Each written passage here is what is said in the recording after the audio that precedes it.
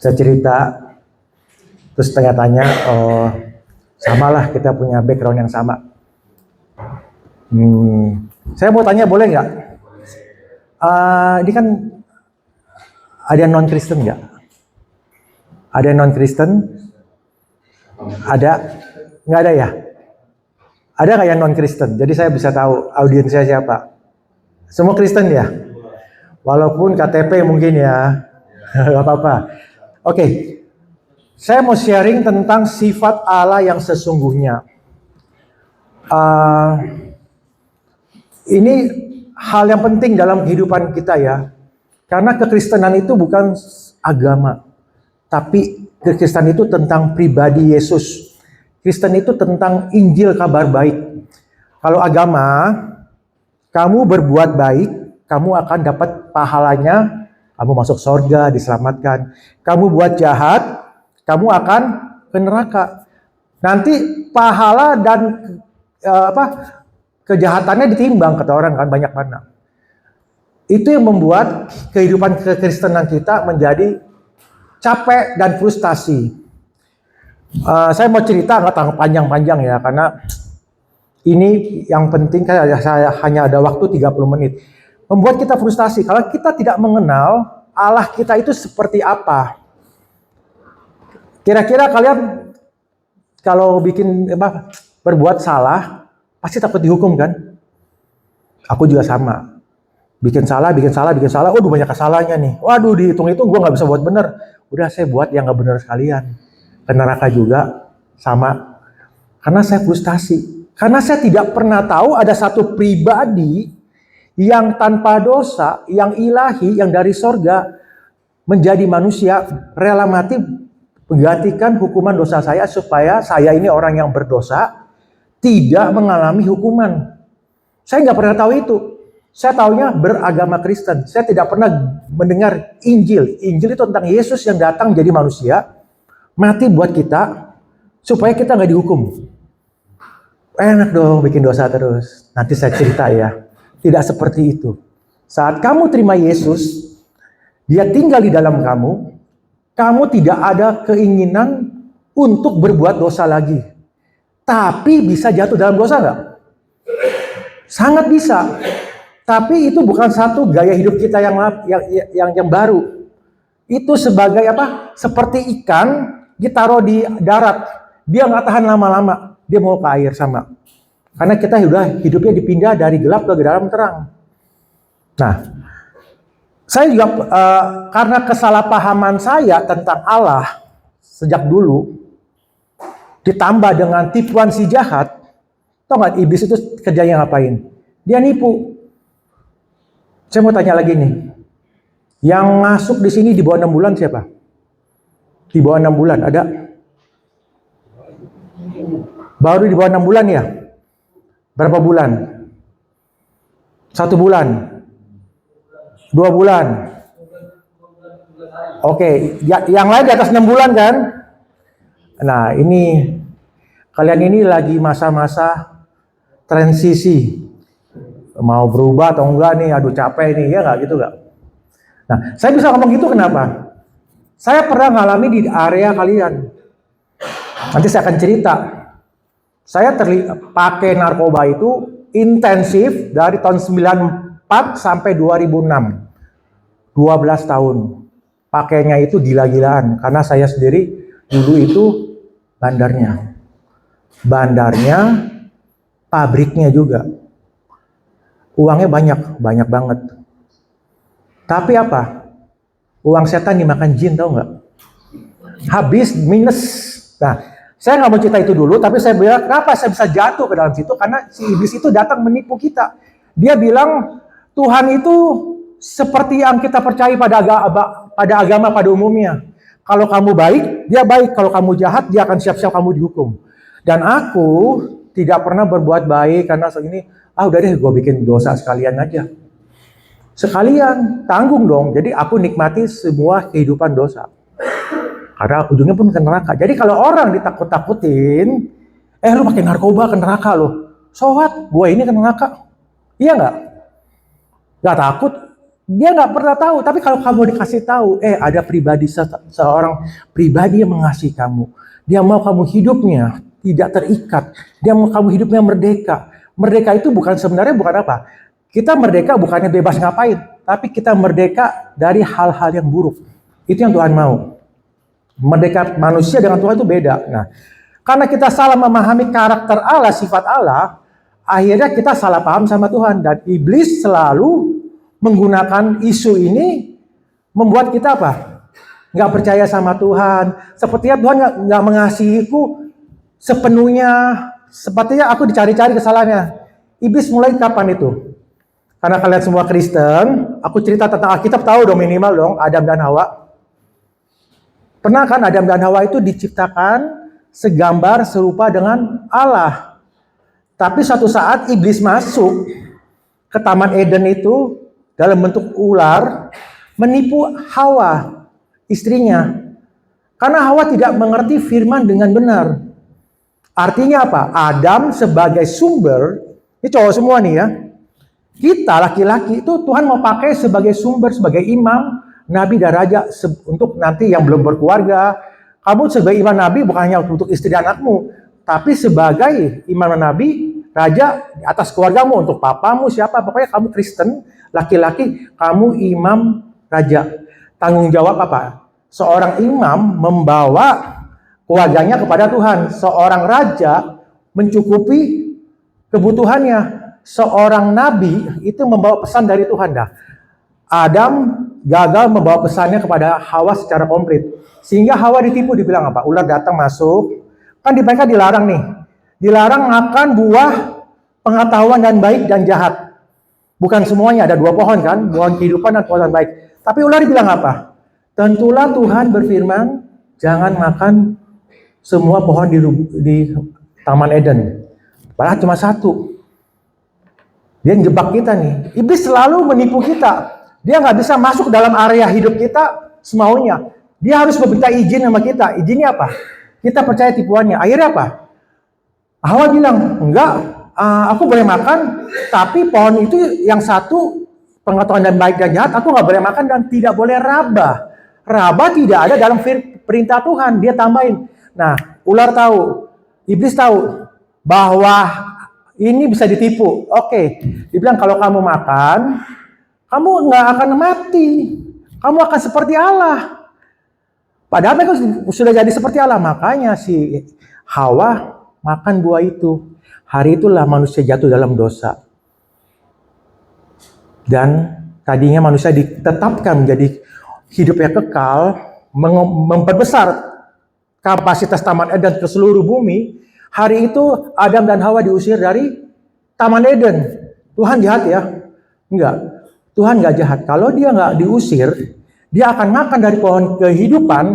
Mereka akan dalam keadaan berdosa, kekal. Kalau orang berdosa itu apa? Kamu akan sengsara hidupnya, entah sakit, entah apa, tapi kamu tidak pernah mati dalam kekekalan. Akhirnya diusir supaya apa? Tuhan membuat rencana ada penebusan nanti Yesus Kristus datang. Gambarannya apa? Tuhan memotong seekor domba, seekor binatang. Saya percaya itu domba ya. Dia kan Adam dan Hawa telanjang tuh. Dia tahu dia telanjang. Karena dia habis makan buah itu, dia sadar dia telanjang. Padahal sebelumnya dia nggak sadar. Karena dosa itu membuat mereka malu dan takut. Sadar akan dirinya. Dulu mereka sadar, mereka hanya sadar pada Tuhan. Akhirnya apa? Mereka tutup pakai daun ara. Daun ara itu bicara apa? Bicara tentang perbuatan baik, tentang agama, semua. Apapun yang menutupi dosa kita. Banyak orang agama ini banyak karena itulah usaha manusia menutupi dosa. Tapi Tuhan bilang itu bukan buatmu. Dia pakaikan kulit binatang. Artinya ada yang disembelih kan? Itulah yang menutupi mereka dan mereka diusir. Tapi dalam pengusiran mereka, Tuhan itu masih berbicara dengan mereka, tidak pernah putus hubungan. Artinya Tuhan itu bukan jahat. Nah, saya nggak mau perpanjang-panjang di sini karena waktu saya pendek. Saya mau cerita. Saya pun ditipu sama iblis. Dia bilang orang tua lu nggak sayang sama lu. Kamu tuh ini. Jadi saya selalu dihadapkan kepada hal-hal buruk dalam hidup saya. Sehingga saya merasa oh iya ya, Orang tua aku nggak sayang sama aku, karena aku pernah waktu kecil dirawatnya sama orang lain dalam satu rumah. Dan itu sepertinya aku bukan anak papa mamaku. Dan kalau mamaku marah sih, gila ya, kalau marah tuh nggak enak. Jadi dicecer gini, nggak enak ujungnya. Jadi waktu kecil aja nih saya nih, mungkin umur 76, 78 tahun, kalau dimarahin papa mama saya tuh mau ngapain? Bunuh diri nih, gue mati sekalian nih biar kapok. Ada kayak gitu nggak di sini? Kesel sama orang tuanya. Sehingga saya besar, akhirnya saya ngelawan, mereka nggak berani marahin saya. Nah, dalam pertumbuhan itu aku nakal, rokok, segala macam. Ya saya cerita nih, aku ngerokok SD kelas 6 belajar. Terus mulai ngeganja SMP. Minum-minuman keras SMP. SMA udah pulang pagi, udah bolos sekolah. Kuliah itu aku udah bayar sendiri sebenarnya.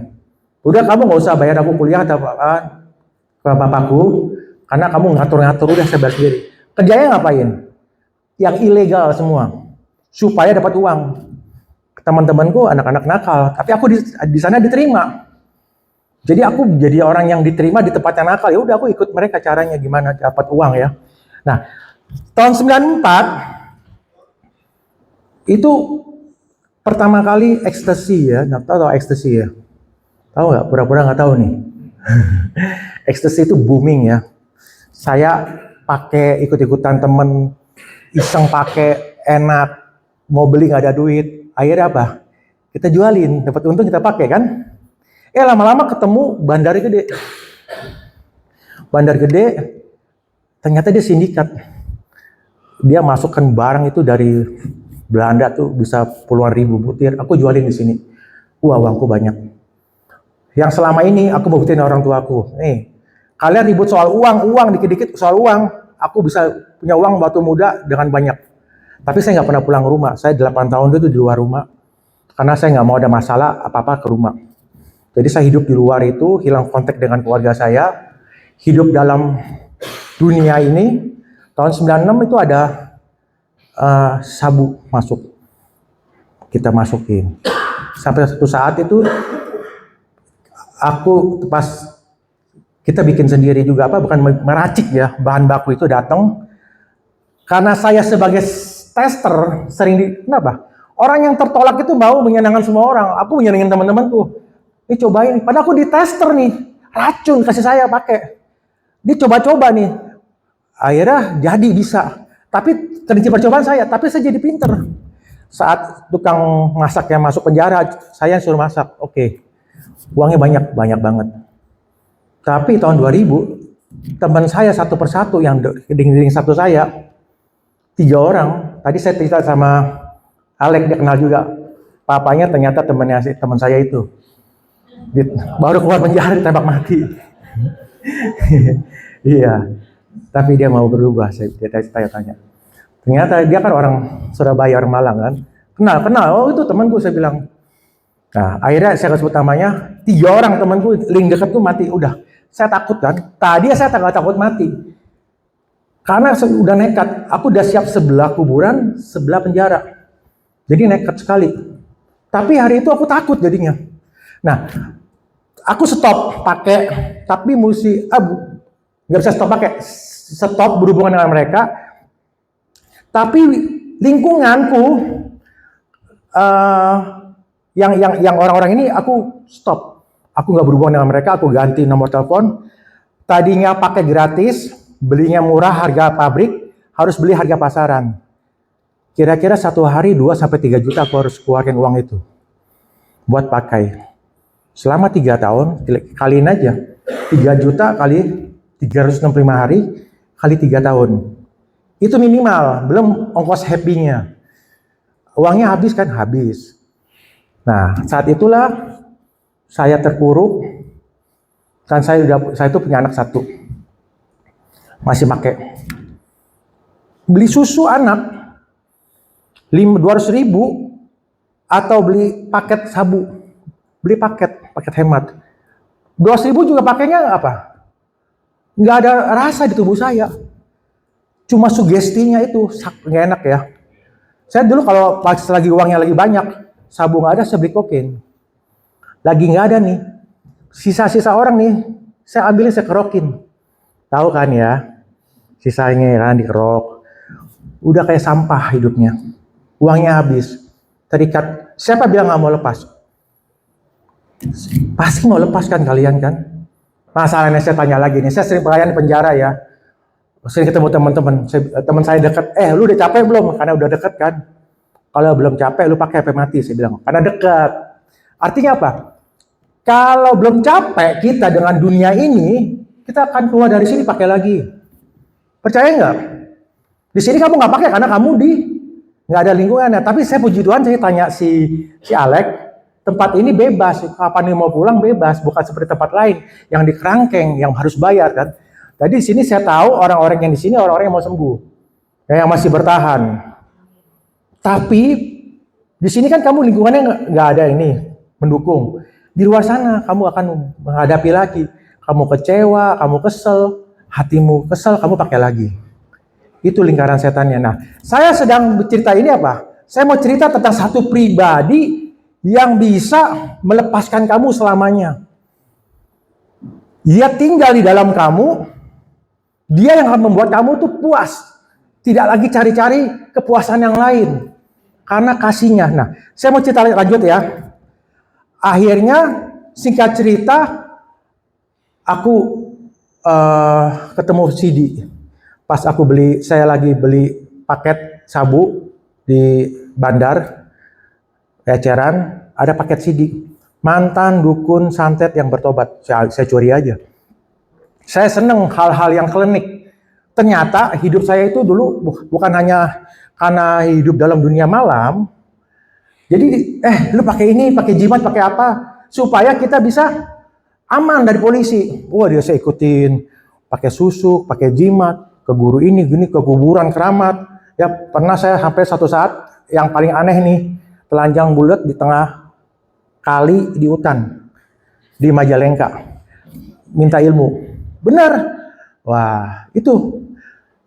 Tapi, pas saya lewat rajia-rajia, berapa kali lolos, saya pikir itu kekuatannya. Enggak. Saya baru tahu itu bukan itu. Teman saya 3 orang itu pakai itu juga, yang ngajakin saya meninggal. Ternyata papa saya berdoa di rumah tiap malam, ternyata. Pas saya pergi dari rumah, ada orang yang mendoakan saya. Nah, singkat cerita saya curi itu CD karena saya pikir isinya tentang ilmu-ilmu gaib.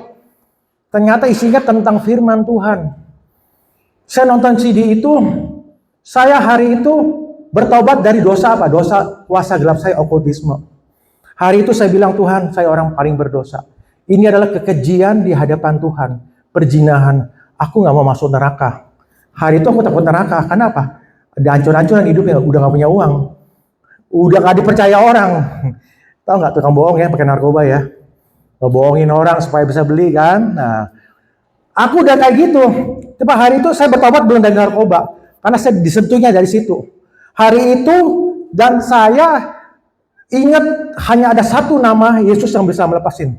Saya bukannya, saya tuh punya paranormal itu kelasnya atas. Mereka pejabat-pejabat dan jujur aja mereka juga pakai narkoba. Pakai narkoba selalu saya cari. Jadi kalau saya siap nganterin narkoba, saya dikasih ilmunya satu. Diisi. Di mata lah, di mana. Dikasih jimat lah ya. Terus satu saat saya bilang, saya mau kerja ke Kalimantan, ke pertambangan batu bara, saya mau rehab di sana, menghindar dari Jakarta, saya mau kerja bener. Pengen, saya bilang, Pak, kamu jangan nyari sabu sama saya lagi, saya mau ke Kalimantan. Ruth, kamu di sana orang Dayak hebat-hebat tuh ilmunya. Kamu dites nanti. Kenapa? Itu jimatnya masih ada tuh. Padahal dia nggak masangin, dia kasih tahu. Di sini diunjukin. Lu lepasin deh, dia nggak bisa. Karena beda aliran. Ribet. Akhirnya saya nggak jadi lepasin, banyak syarat-syarat yang aneh gitu ya. Pakai ini. Tapi saya dapat dari firman, dari video itu apa? Ada satu nama Yesus yang bisa lepasin kamu. Hari itu saya bilang, saya orang yang paling berdosa, yang paling butuh Tuhan. Hari itu saya bilang, doa sendiri nggak ada yang tahu. Tuhan, ampuni saya orang berdosa. Gila nih, gue nggak mau ke neraka. Tapi udah pakai kuasa gelap, bersekutu dengan iblis. Ini narkoba yang gue masukin juga pernah, mungkin ada orang yang ode, gue nggak ngerti deh. Saya bilang ampuni saya orang berdosa. Saya nggak tahu. Saya hari itu benar-benar minta ampun, ucap sendiri, gak ada yang tahu. Saya ragu apakah saya diampuni ya, saya orang jahat begini. Nah, besok sore ada siaran TV, RCTI saya ingat, ada pendeta bule namanya John Hartman, pendeta jemaat Evelyn Nadeak, aku sebut namanya kenapa?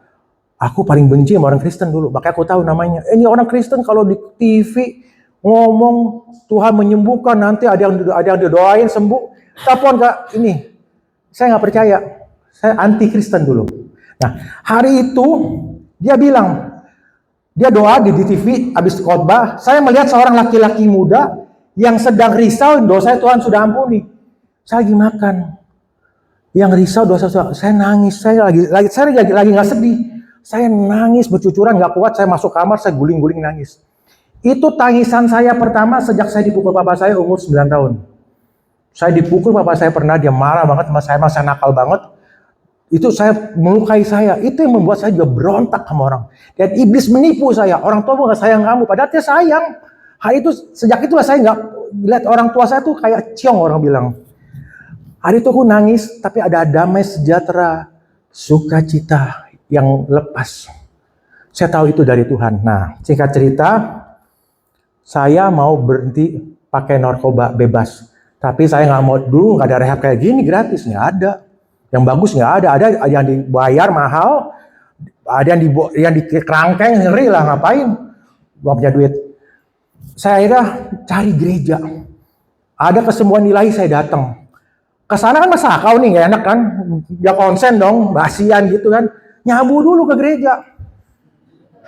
Nah, saya kasih tahu nih karakter Allah. Tuhan nggak marah, dia lihat hati kita. Tapi dia nggak mau kita berhenti di situ. Sampai saya ke gereja, saya tahu ada perjamuan kudus, ada tubuh dan darah Yesus. Apa sih artinya? Saya nggak tahu firman, nggak tahu. Saya hanya tahu terakhir saya tahu satu yang pegang. Yesus di atas kayu salib menukar hidup kita. Dia terima penyakit kita, dia berikan kesehatan buat kita, kesembuhan. Dia terima dosa kita, dia berikan kebenarannya. Itu yang saya tahu. Ada pertukaran di atas kayu salib. Saya ke gereja berbulan-bulan masih nyabu. Satu saat tanggal 17 Agustus 2006, itu hari apa? Hari kemerdekaan Indonesia. Tahunnya 2006. Ya. Saya ke sana gereja mau pergi, udah lama udah nggak pakai. Aduh, badan gak enak mau denger firman. Akhirnya saya beli paket hemat, tukar handphone saya ke bandar, pas baru dipakai. Mau dipakai kan, udah tahu sendiri kalau pakai belasan tahun, ya itu udah kayak, nggak mungkin nggak dipakai lah. Ada suara yang lembut panggil nama saya di hati. Dia panggil nama saya, Rudy, kalau mau sembuh jangan pakai hari ini. Aku nggak pakai. Aku tinggalin, nggak aku tinggalin. Aku panggil temanku, anterin gue ke gereja. Gua sakau nih, barang lagi kosong kan, tahu dong lagi kosong. Gua ada kuncian nih, gua kasih nih, bener ya anterin. Saya udah punya uang, dianterin saya ke gereja. Saya pakai nih, gua kasih dia di mobil, dia pakai di mobil mungkin, saya nggak tahu. Saya masuk ke dalam gereja. Saya bilang, Tuhan saya capek. Saya capek. Saya mau bener Tuhan. Kalau mau benerin saya, jangan tanggung-tanggung. Hari itu, badan saya tuh gak enak banget. Saya paksa masuk, muka saya udah terikatnya udah lama banget ya. Jadi tuh gak enak. Saya bilang, Tuhan Yesus, saya pas perjamuan inilah tubuhmu yang dikorbankan, dihancurkan supaya tubuhku nggak pernah sakit, disembuhkan. Tuhan Yesus, inilah darahmu yang menanggung semua dosaku supaya aku diampuni dari segala dosaku. Hari itu juga saat aku minum itu, aku ngalamin satu encounter perjumpaan dengan satu kasih yang nggak pernah saya bisa bayangkan. Ini siapa yang meluk saya ya? Indah banget. Aduh, ini Tuhan Yesus kah, malaikat kah? Aku nggak ngerti lah. Saya nikmati itu, pulang, saya nangis dalam hadirat Tuhan. Ini lebih nikmat dari narkoba apapun yang pernah saya pakai yang paling enak. Kalau kamu ketemu yang lebih nikmat, kamu akan pakai narkoba. Kasih Tuhan itu lebih. Kalau kamu nggak salah paham menerima kasih Tuhan, kamu akan bisa terima. Karena iblis selalu mau menyalahpahami. Nah, aku pulang, aku tidur, kayaknya sembuh nih, tapi sugesti kali. Nah, besok pagi saya bangun jam 6:30, saya lihat. Itu waktu saya bangunnya biasa sore atau malam, makan, tidur lagi, tahu kan?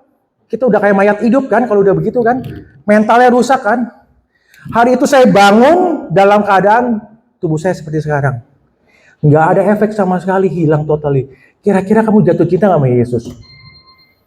Bukan karena saya takut dihukum sekarang. Karena saya jatuh cinta sama Yesus sekarang. Jadi apa yang membuat dia tidak suka, saya nggak lakukan. Tapi saya bisa nggak mengecewakan dia? Bisa, makanya kita butuh juru selamat. Kita bukan agama, bukan usaha kita sendiri. Nah, teman-teman sekalian, udah capek, kamu butuh Yesus. Kamu undang dia, kamu minta kasihnya memulihkan kamu. Karena manusia nggak pernah kasih yang seperti itu. Kalau kamu secure dalam kasih Tuhan, kamu mau dimaki siapa, orang tuamu, dilecehkan orang, kamu nggak akan tersinggung. Kamu nggak akan cari pelarian ke narkoba. Kamu akan cari Tuhan. Masuk. Bukan masuk, dia tinggal dalam kamu. Dia udah di sini. Nah, nanti ada doa, mungkin saya nggak tahu, loh ada lahir baru, biar Yesus tinggal dalam kamu, dalam rohnya, roh yang kudus. Waktu saya udah habis, sebenarnya saya mau cerita banyak. Next time ya. Oke.